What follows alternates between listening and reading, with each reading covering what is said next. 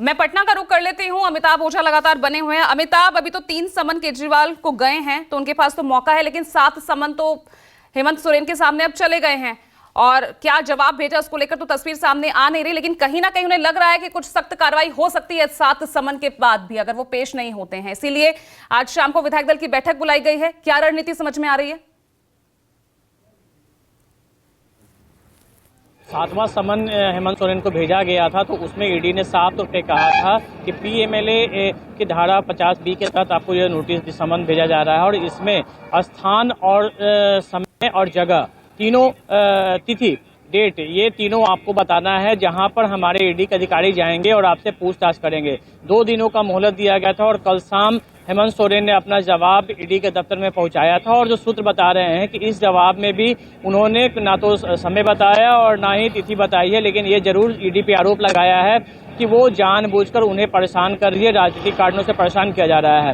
हेमंत सोरेन ने उस पत्र में ये भी लिखा है कि पहले ये बताया जाए कि उन्हें किस आरोप में उनसे पूछताछ करनी है, क्या आरोप उन पे लगे हैं, इसकी पहले जानकारी दी जाए, उसके बाद वो ईडी के सामने हाजिर होंगे।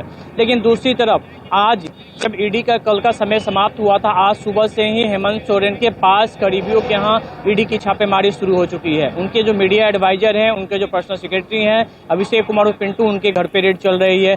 एक आईएएस अधिकारी जो साहेबगंज में डीसी हैं, उनके यहाँ छापेमारी चल रही है।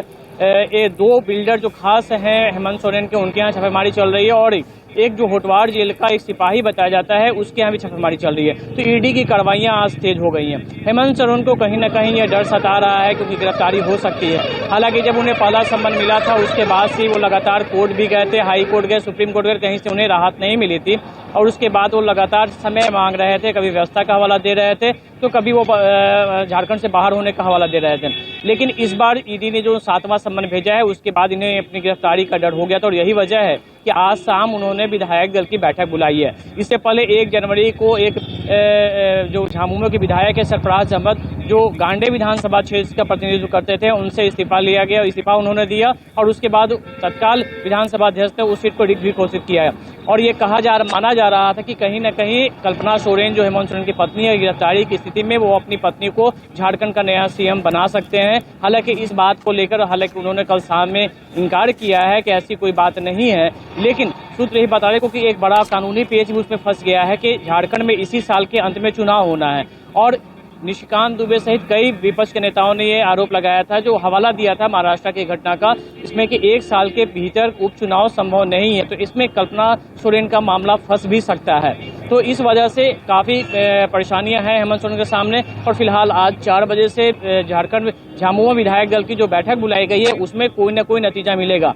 इस बीच एक अपडेट ये भी है कि झारखंड के जो राज्यपाल है वो छुट्टी पे चले गए हैं, तमिलनाडु चले गए हैं, तो वो भी वहां पे नहीं है। अब देखना दिलचस्प होगा कि आज शाम की जो बैठक होती है, उसके बाद हेमंत सोरेन क्या एक्शन लेते हैं, क्योंकि ईडी की छापेमारी भी लगातार उनके जो बेहद करीबी लोग थे उनके यहाँ शुरू हो चुकी है। इससे पहले उनके कई करीबियों को जेल भेजा जा चुका है, कई अधिकारी उनके खिलाफ ईडी के जो गवाह बन चुके हैं, तो उनकी परेशानियां लगातार बढ़ रही है।